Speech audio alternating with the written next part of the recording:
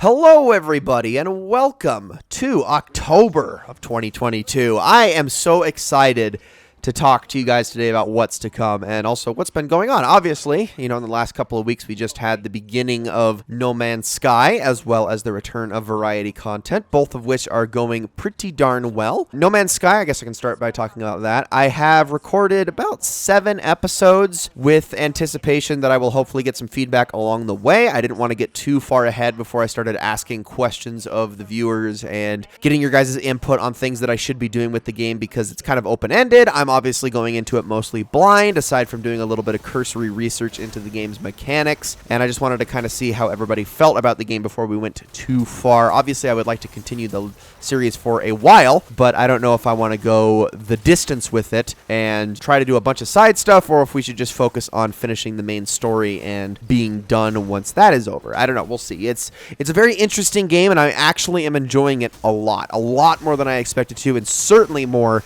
than I did when I tried the game out back in 2016. I mean, oh my goodness, it has improved so noticeably. And I know people have said this many times that it's improved, but I don't think I fully appreciated the magnitude of the changes. Then again, as somebody who's been playing Destiny, I should probably know better, but regardless. Yeah, it's a really good game, and I'm excited to see more of it. I've also brought back variety content in a bit of a different format, a format I actually like a lot more, although it did provide some complications at first, which was fun. We'll talk about that a little bit later. But so far, the videos themselves have been pretty good. I actually recorded so much variety content that I am scheduled through the end of 2022. So if there's like any ideas that people have or suggestions for other games for me to look at, sorry, you're not going to be getting any changes in the schedule from what I already have planned. Until then, I'm mostly stuck to games from the PlayStation 1, 2, and 3, with a couple of variants here. There's a couple Wii games I looked at, and there was a couple games on the Switch as well, a few modern games,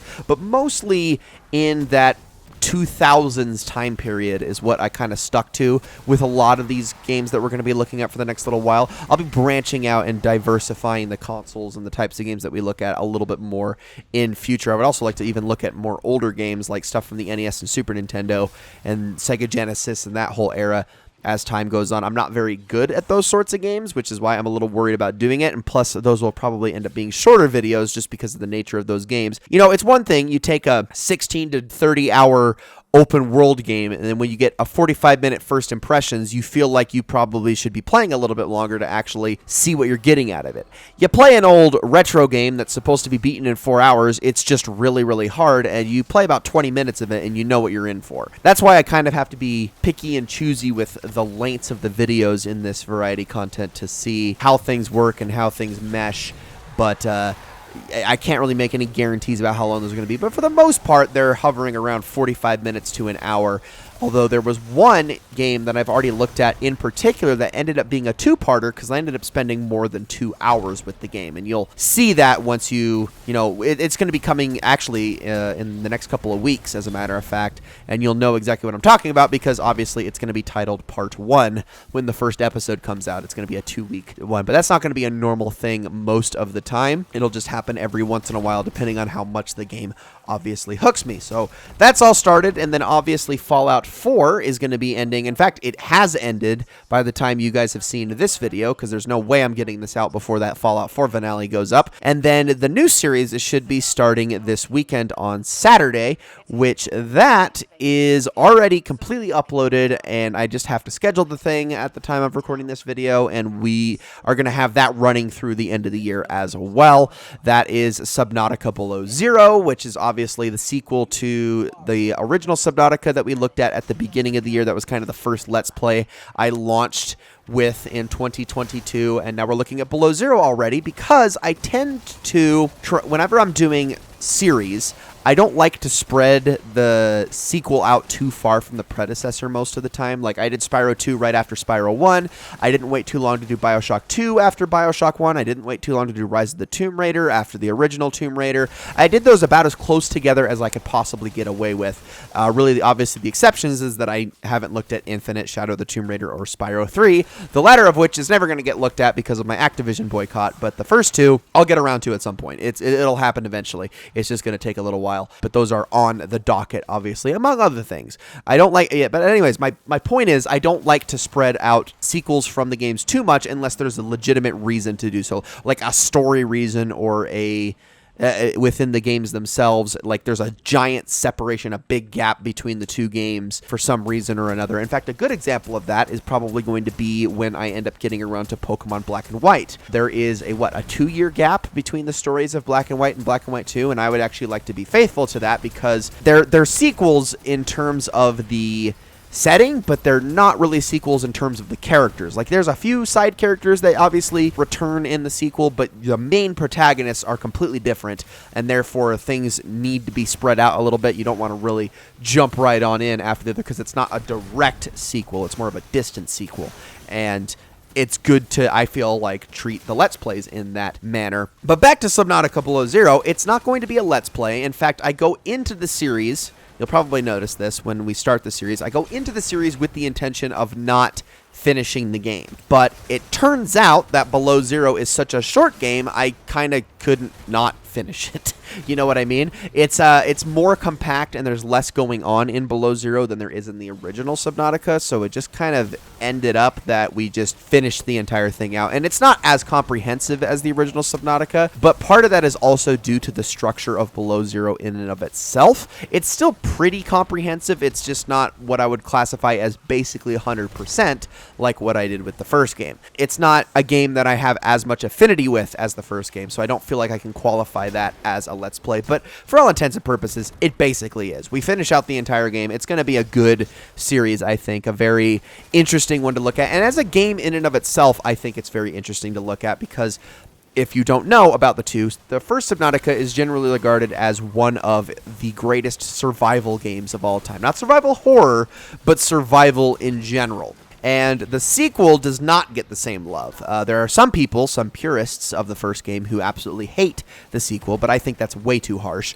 I think it's still a fine game, but no, it does not live up to its predecessor, and it's going to be interesting to look at the juxtaposition and what mistakes were made with Below Zero as we go through the game to see why it doesn't quite meet the level of quality, the standard of quality that the first game had, and what Unknown Worlds did wrong with it, while also doing a couple of things actually even better than the first game, as well as doing some other things just fine, and why I think that Below Zero itself is actually for a different target audience than the first game. So that's going to be a fun game to look at. Aside from that, though, I don't think we're going to get a new series for the rest of the year. I haven't actually looked at Forza Horizon 3. In fact, I just finished recording, right before I started this, I just finished recording the finale of Forza Horizon 3. It is done.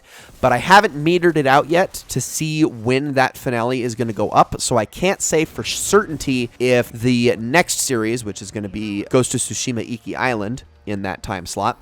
I can't say for sure if that's going to start this year or next year. It's going to be cutting it dang close. It's either going to be right in the middle or end of December, around that time, if it stays in this year at all. It might go into January. I have to still edit all those videos, schedule them, and see where we end up. But yeah, it didn't go too far beyond 80-something episodes with that series. I feel like it ended in a pretty darn good spot, and I'm pretty happy with it. Speaking of Forza Horizon 3, well, actually, before I talk about that, let me just go over the other ones really quickly. So obviously, Pokemon Legends Arceus is still going strong. It's going to probably end up being a bit of a shorter Let's Play than other Pokemon games. Good example, obviously, being Pokemon Emerald, which that was like, what, 81, 82 episodes? Legends Arceus isn't going to quite be that long in terms of episodes, but it's still going to be a pretty long series, so we're not going to be seeing that end until probably around February or March, if not a little bit longer, so I'm not even looking at the end of that game yet. Horizon Forbidden West is obviously nowhere close to being done. That's probably going to make it to, that might even make it to summer of next year at the rate things are going, and I'm dead serious when I say that,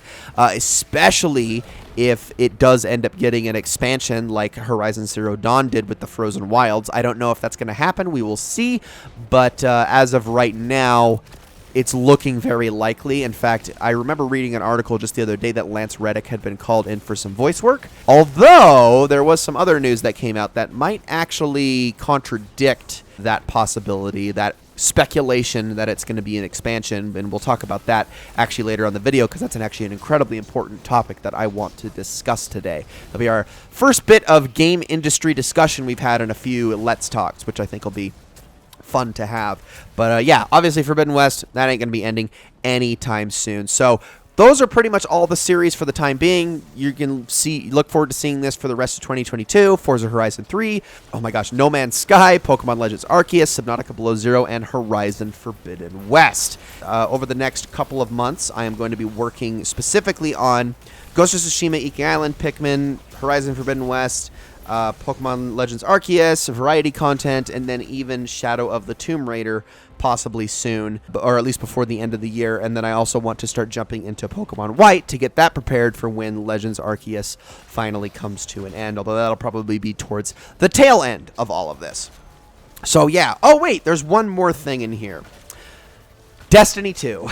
Let's talk about that for a second. So I have talked about this a couple times about how I want to eventually bring back Destiny in some form or fashion. And it's a little bit of a complicated process doing this because Bungie has not made my life easy in this regard. They have, in fact, made everybody's lives difficult when it comes to fully encompassing everything as in regards to Destiny content and being able to talk about and, I guess, make sure that it all stays relevant because Destiny or Bungie has sunset content. They have straight up removed things from the game. And this made a lot of what was in my playthrough, my Let's Play, obsolete because basically everything that I showed in that the Destiny 2 portion of that Let's Play is out of the game now. Almost none of it exists. But then I was thinking about it and I was like, you know what? That also makes a case for archival. As in, if I were to bring back and relist that Let's Play, it actually is kind of a time capsule. And what's nice is that I basically recorded everything up to the point where Bungie stopped sunsetting stuff. Because with the announce of this latest expansion, Bungie said that they are no longer going to be taking content out of the game, which is kind of perfect because it allows me to then kind of take the Let's Play where I left it off 4 years ago, 4 years ago, and just jump right back on in and continue and go through all of the expansions following that. Of course, this means that with the Let's Play coming back in full force, there is a lot to do. I have to cover the rest of the Forsaken expansion, the entirety of the Shadowkeep expansion, the entirety of the Beyond Light expansion, the entirety of the Witch Queen expansion, and I am 100% positive that by the time I've recorded all of that, Lightfall will be out and well on its way through. And I'll have to record the entirety of that expansion going into the final shape, which ends the Light and Dark saga. And if you don't know what the Light and Dark saga is, it is the saga that began with the launch of Destiny 1. It is the story that has been set up from the very beginning, since 2014 with Destiny 1, and has been told pretty much ever since then. The final shape is supposed to be a finale, the finale for that particular story. And that would basically end that Let's Play as a whole. Now, that's a lot to cover. And here's the one caveat to that, is seasonal content. The problem is seasonal content, sunsetting or otherwise, does go away after a set period of time, no matter how I look at it. Now, when it came to Destiny 1, or Destiny 2, excuse me, the initial launch, there wasn't such a thing as seasonal content. There was just the Destiny 2 story, and then the Curse of Osiris expansion, and then the Warmind expansion. Then when we got into Forsaken, that's when the seasonal content started. Now, I, for that Let's Play, have only done the story. Just the main campaign of Forsaken is up, and I mean, it's currently unlisted, but I can obviously make it public, and I'll certainly post something when I do make that public again, but I'm probably not going to do that until this Let's Play is ready to go, until I'm ready to continue this Let's Play again. But as soon as that is up in public, we just have the expansion, which means that I have missed all of the seasonal content from Forsaken through Shadowkeep through Beyond Light. All that seasonal content is gone, and it kind of sucks because especially once Beyond Light rolled around, they really started to include a lot of story elements in the seasonal content, which is a double-edged sword, and it's going to make my job a little bit harder.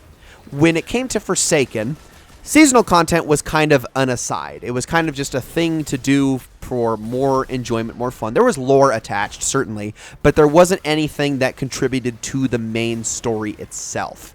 So I don't really feel too bad about missing out on that. There are pieces of content like the Black Armory and the Menagerie and Reckoning and things like that that I can't get back to. Shadowkeep, those seasons had similar activities that I'm also going to be missing out of. Vex Offensive, I believe it was called. And I can't remember the one for Season of Arrivals, or actually any of them. Sundial, was that the one for Season of Dawn? Yeah, Sundial. And I don't remember the ones for Season of Worthy or Arrivals, what those were called. But then Beyond Light came out, and with it, we actually started to get important story-based stuff for the seasonal content. In the Season of the Hunt, which was the first season for Beyond Light, we actually got a resurrection of an incredibly important character to the story, and we got to learn about their backstory a little bit. With Season of the Chosen, we started to learn about the story of an incredibly important Cabal figure that has since been a mainstay in Destiny's story from here on out. And then, of course, after that was Season of the Splicer, which brought in an incredibly important Fallen or Elixni character into the story, who again is kind of a mainstay. And these are all stories that have been followed up on in subsequent seasonal content and expansion content, for that matter. And then the final season was Season of the Lost, which was more content in regards to the Awoken, who are incredibly relevant to Destiny's story. And all of that I can't get back. That stuff is gone.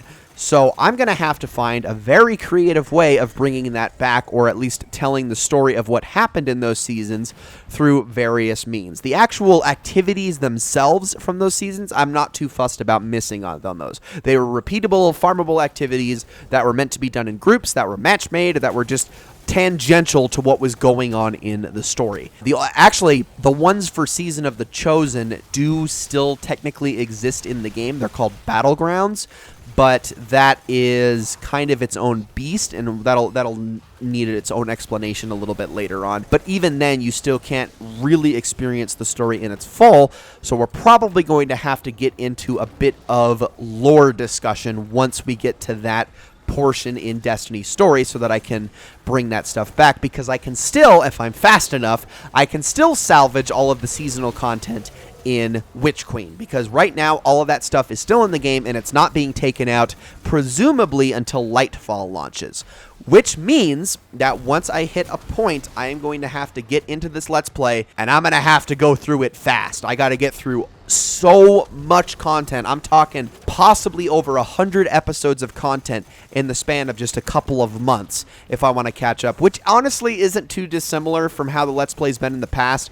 I mean, I remember I recorded that entire Destiny 1 portion of the Let's Play, the whole freaking game, in like 2 weeks. So it's going to be along the same lines if I do it again here. But long story short, complications aside, the Let's Play's coming back. It's going to come back in full, but it's not going to be the first Destiny content I release. It's, in fact, going to come after I make those 2 videos that I promised in the past, which are why I love Destiny, as in the first video, why I love Destiny and why I think people should play Destiny, and 2, how to start playing Destiny. The first is going to be basically a video essay on what makes Destiny so good, why I think it's so great, and why I think it is going to appeal to people who may be put off by it, but also why I think a lot of what is so good about Destiny comes with caveats.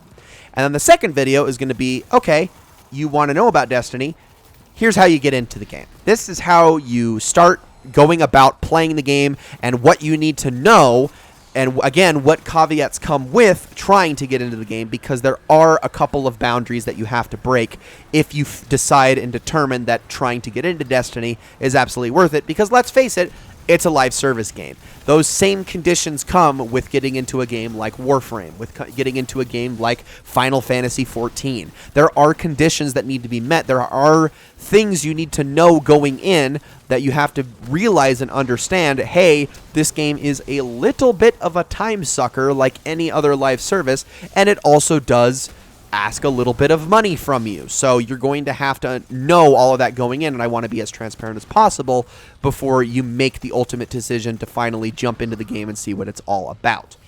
So 2 videos to explain both of those things before we bring back the Let's Play. I'm obviously going to be recording way ahead of time. I'm probably going to be doing a class change too, because the account that I recorded the 2 Let's Plays on, I don't think I can get back to that one, maybe? I don't know. It would be a good time to have a class change, though, as we jump into another 100+ episodes of Destiny Let's Plays that's going to go for who knows how long. I still don't know how I'm going to... The only thing I'm worried about with that Let's Play is really... Well, I do have to catch up to it. That is a fear. But I'm also worried about where I'm actually going to upload that at. It's going to be interesting. I'm going to have to get creative with the upload schedule for that game in particular. I might even make that a morning Let's Play. I don't know. I'm going to record a lot of that game before we actually see that Let's Play return. But regardless, Destiny. Yes, things. Okay, done talking about that. Let's discuss the one topic that I wanted to go over today, which is Sony and their strategy of remasters and remakes as of late. So this is kind of prompted by the rumors that Sony is allegedly going to be remastering Horizon Zero Dawn. And before I get too far into this, I want to get the details of that leak really quickly. Okay, so as far as I can tell, Gamatsu, I think that's how it's pronounced, has one of the best reports. It's a very brief report, but it's the most comprehensive and most factual report on the leak. This has been corroborated by many different sources, so it's basically all but confirmed to be true at this point. But apparently, Guerrilla Games is working on a remastered version of Horizon Zero Dawn for PlayStation 5, as well as a Horizon Online multiplayer project for PS5 and PC. There is also something about a PC port of Horizon Forbidden West in here, but we're going to focus more specifically on the Horizon Zero Dawn remaster. There's a couple of details about customization, quality of life improvements, accessibility options, probably many of the same accessibility options we saw in Forbidden West, which was much more overarching in its accessibility options, and I greatly appreciated it for that. It's also going to have overhauled textures, an improved lighting system, probably not too dissimilar from what we saw in the HDR improvements that were on the PlayStation 4 Pro, although probably even better than that, as well as new character models, because if there was one thing people really complained about with Zero Dawn, it was the character models and facial expressions being too stilted. This was something that they improved upon greatly in Frozen Wilds and looks exponentially better in Forbidden West, and I'm sure they're going to probably go back and try to give those facial animations the same treatment that they got in Forbidden West. They're always improving this because obviously it's kind of an AI-generated algorithm, how the faces are supposed to look, and they're obviously still working on perfecting it. Even Forbidden West has some hitches here and there because unless you're doing pure mocap, it's not always going to work beautifully. So there's a couple of other things in here as well, including, I believe, a co-op mode added to Zero Dawn, which I think that right there is the most interesting thing to me as you know, when it comes to being a prospective buyer. Now, I say that because all of these are things, except for maybe the co-op mode, that I would expect in an update to a game, right? So obviously Sony has taken a bit of a strange approach to moving a lot of their PS4 games up to the PS5. Really the most simple one at this point, I would have to say, would be the Ghost of Tsushima Director's Cut, which even then they charged, what, $10 for the upgrade on that thing, and it came with the Iki Island DLC, which I think justified the purchase price the most, but also on top of that, it was, no, that's right, it was $10 if you, that's what it was. Director's Cut was $30, but then you had to pay an extra $10 if you wanted to migrate it up to PS5. That's right. Which that already kind of raised some eyebrows, but they had the Iki Island expansion, which, it's an expansion, so some people were like, okay, I guess that's justifiable. And then obviously moving on to 60 frames a second is going to be huge for people, and, all of the quality of life improvements on PS5 and stuff like that. So that was kind of the one that broke ground with this idea. Then there was obviously Final Fantasy VII Remake Intergrade, which was, I don't even actually remember entirely how that was handled, but I think Square Enix mostly kept that free. Obviously, that wasn't entirely Sony's call. But then we get to The Last of Us Part 1, which was the first one that really raised some eyebrows. Now, I will say, right off the bat, The Last of Us Part 1 was a remake. It was a remake. They completely overhauled its look. They basically designed it from the ground up so that it would look better. They changed the character models so that they would be more in line with what we saw in The Last of Us Part 2, rather than The Last of Us Part 2 being aged up versions of the original game's character models. They kind of took Part 1 and de-aged the character models in Part 2. You notice in Part 2, they tried to go for this more tired, old, and weary look, which I know not everybody was a big fan of, but whatever. Obviously, now with the technology being what it is, in Part 1, they can more accurately portray that oldness, that weariness, that tiredness, that battle-hardened look in the characters' faces more accurately, while also still making them look younger than they did in Part 2. So that's kind of what the idea of part 1 was. There was also accessibility options and a whole bunch of other stuff added to the game, although they did remove the multiplayer, which I think also raised some additional eyebrows. And then, of course, the creme de la creme, the cherry on top, was the fact that they charged $70 for this remake. Now, I say this as somebody who remembers when the Shadow of the Colossus remake was announced, and people were kind of raising eyebrows at the fact that that was $40, not $60, $40. And remind you, this was Sony's doing. They did this with Blue Point Games, who, while they hadn't yet, I believe, acquired Blue Point Games as an official developer yet, it was pretty much the nail in the coffin. Shadow of the Colossus remake happened, Blue Point, and then they acquired Blue Point Games like right after the fact. So that one was $40, $50 for the special edition, which came with like a couple of in-game unlockables and then like the art book and stuff like that. And I think a steelbook, but that's it. $40, and people were still looking at that going, is this really worth it? I mean, Shadow of the Colossus is a really short game. Yeah, it's a remake, but does this game need to be remade? I don't know if it does. Fact of the matter of it is, it did, and it was absolutely worth it, but even that was drawing some ire from fans back then. So you look at The Last of Us Part 1, which is remaking a game that needed a remake less because, let's face it, not only does it already look pretty good on the PlayStation 3, but the remaster on PS4 smoothed out the frame rate to 60 frames per second, basically made the PS3 version exactly what it needed to be. It made it the definitive edition, and everybody has it because if you have the PlayStation Plus collection on PlayStation 5, you can just straight up download Last of Us Remastered for free. So people saw Last of Us Part 1 as kind of a slap in the face. Don't get me wrong, it looks better. It is a remake. It was built from the ground up to be its own thing, but $70 is still a very hard pill to swallow. And if I remember correctly, and I don't want to obviously speak too soon because Sony hasn't released numbers on it yet, but it didn't do too hot in the sales department upon release. Like, it did fine, but I don't think it did the numbers that Sony was expecting when selling one of their most storied and most beloved video games again for the third time, as if just re-releasing the same game over and over prints money. For some reason, corporations think that's how it's worked. Well, we come off of that, because remember, that was as egregious as it gets. And then we move into Horizon Zero Dawn Remastered. Now, obviously, we don't know what the price of this is, but I will immediately say that this is an objectively worse value proposition than The Last of Us Part 1. Immediately. There is no question about that this is a worse value proposition. And I say that as somebody who loves Horizon Zero Dawn. It is a top 10 game of all time for me. I adore it. It is probably my favorite game that ever came out on the PlayStation 4. My favorite original game that ever came out on the PlayStation 4. I'm not talking about remasters of games I love and stuff like that. I adore Horizon Zero Dawn. This is a game that came out in 2017. It already looks really darn good. Yes, there was room for improvement, but there's room for improvement with every game ever. This game's not getting remade, it's getting remastered. It's getting, like I said, a lot of stuff that could honestly just be added into the game with an update. They could just PS5-ify this game with an update. Make the engine run a little bit better on PlayStation 5, smooth out the frame rate on it so it works at 60 better, and you have that option to run it at 60, because I think the first one was only in 30 frames per second. You don't even have to really update the textures and the facial animations, because obviously that's a little bit harder to do, but you can work on it, and then add all those accessibility features and whatnot. You could do all of that in an update, a free update, or heck, even like a $10 quality of life PS5 upgrade path. But no, they're doing a full remaster.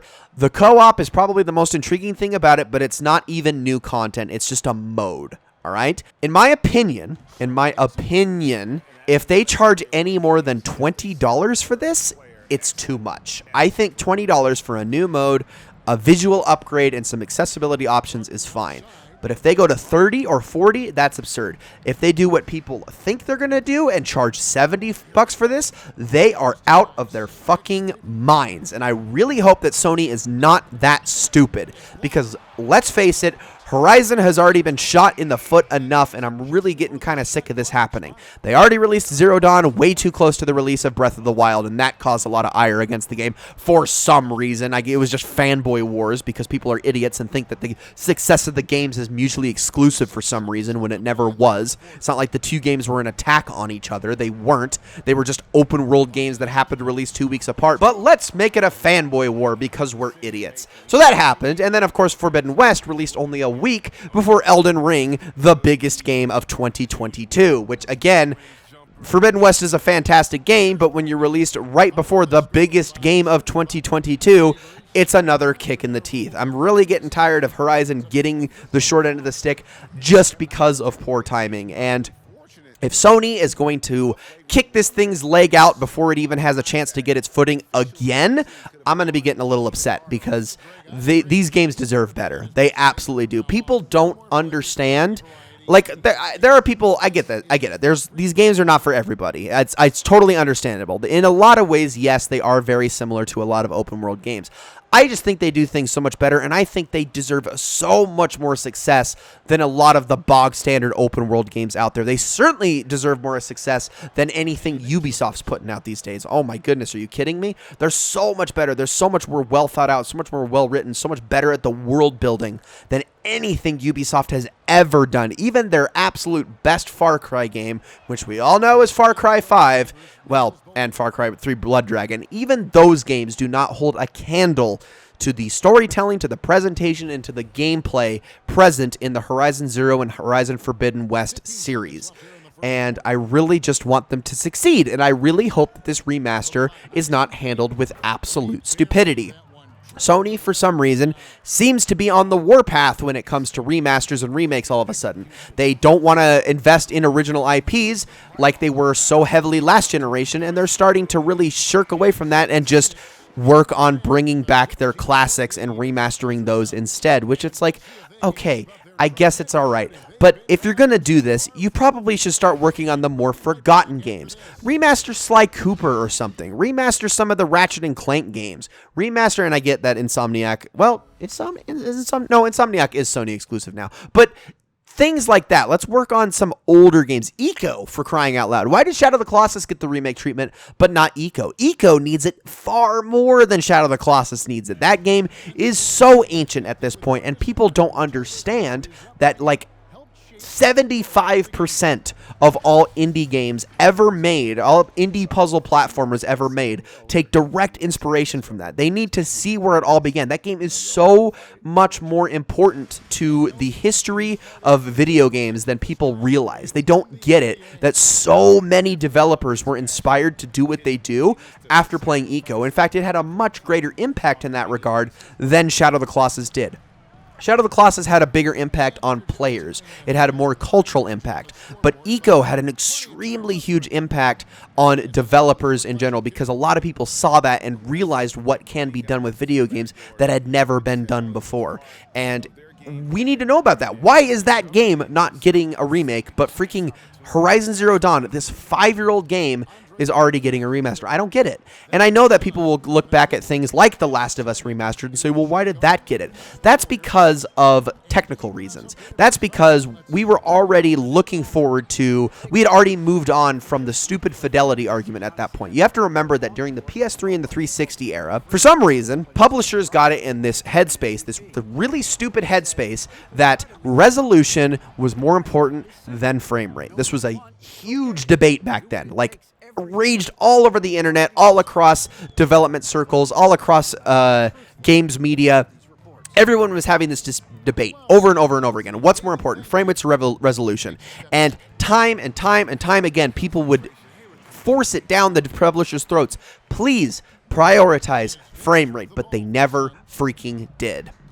Then the Order 1886 happened. Do you remember this? Do you remember the Order 1886? This was a game that ended up being a massive disappointment. It was sold at $60. It could be beaten in like 4 hours. It was a shell of a game, and the story basically ended on a cliffhanger for a sequel that was never meant to be because it was completely full of itself, pretentious. It had freaking cinema bars to make it look like it was in a movie in widescreen, and it played at 30 FPS. Why? Because Ready at Dawn insisted that 30 FPS was going to make a better experience. They were wrong, and everyone knew it. In fact, that game was so wrong that it kind of opened the eyes of the rest of the industry and realized, oh shoot, because the backlash on that game was so strong that game companies finally stopped doing it. Finally, with the PlayStation 4 and the Xbox One, most game studios, not all of them obviously, but most game studios started to go, you know what, maybe 60 frames per second is more important. And with that is when we started to get remasters of games from the PS3 and the 360, because that's all they needed. That's all those games needed was a frame rate boost. They just needed that 60 FPS bump, and they were good to go. So that's why, I mean, technically I know Last of Us Remastered came out before the order, but that mentality was already taking root, and because the PS4 could handle it better, because let's face it, The Last of Us was a little bit too good looking for the PS3, it was a good enough excuse for us to get that remaster. We needed that bump, and the 60 frames per second bump was absolutely reason enough for all of these games to get remastered. That's not the case anymore. That's not how it is anymore. I mean, I get it that Zero Dawn needs that bump, but that's not like a realistic foundation with which upon they can lay their arguments as to why games from the last generation should be getting remasters. That doesn't make sense. I understand ray tracing and the lighting engines and stuff like that can be handled much better on the PlayStation 5 and the Series X, but those things are much less noticeable to gamers and also much less important to gamers. Don't get me wrong, it makes for a very gorgeous game, but Zero Dawn is already pretty freaking good looking. It already was with the update that it got with the PlayStation 4 Pro, and this just seems so hard to justify, and I'm so scared that this is the direction Sony's going with everything. I'm worried they're going to do this with God of War, the God of War 1, even though they already gave it a PC release that was much better looking than the PS4 edition. I fear they're going to do that with the PS5 and try to release it at full price. I fear they're going to start to do that with basically every other first-party game they had last generation, except for Bloodborne, because, you know, Bloodborne fans just can't be happy. It's just, I don't get this. I don't get this, Sony. I'm really worried that they are starting to pivot away from what made them kick the absolute crap out of Microsoft last generation. And it's not that I want them to continue to kick the crap. I mean, I kind of do, because competition obviously breeds good customer practices. We probably would not have the Xbox Game Pass if Sony hadn't been killing Microsoft all of last generation, because Microsoft needed something to stand out. They needed something to get back in the game, and their exclusives certainly were, nor are, doing it. So they had to find another avenue, and they did. They actually found a very consumer-friendly avenue. Competition is good, and I worry that if Sony is going to make stupid, boneheaded decisions like this, if they're going to get so arrogant again because they think that their games are the absolute greatest thing since sliced bread, that they are going to start to rest on their laurels, and they are going to start to redo games that they have already made, and they're going to think that those games can just ride them off into the sunset until they have made all the money that they ever need to make, especially in this time where the video game industry is facing major uncertainty. We've got all of these video game publishers that are existing, thinking that they can just get by on the same old crap that they always have, while our economy is heading towards a crisis ever faster day by day, and people are going to have to start deciding whether or not video games are more important or food. And when people make that decision and they decide that food is more important, they're going to look at video games and go, not worth it, and the game industry is going to go under, where did everybody go? We only started releasing games at $70 a pop last generation, and we only started raising the prices of microtransactions to the point where skins may as well be full-on DLCs. I worry for the game industry right now. I see things like this that Sony is doing, and I worry for the game industry. It's not that I think that AAA games are the foundation of this industry. It's not that I think that they're important, but I do wonder if we're heading towards somewhat of a crash with mentalities like this, and Sony is a very good example. I know it's just such a simple thing. They're just remastering Horizon Zero Dawn. What are you so worried about?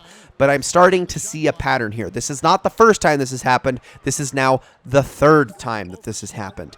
And it feels like, especially in this case, it's getting more and more egregious. And obviously, again, we still need to see what the price of this suggestion is, but I'm very worried that Sony is getting way too big for their britches here, especially with things like, oh, I don't know, raising the price of the PlayStation 5 in so many territories. Yeah, there are some really worrying signs here, and we're probably going to talk about this a little bit more in future Let's Talks, but I think that's enough for this one. Guys, thank you all so very much for watching. I hope you all enjoyed this very, very much, and I will see you all in the next one.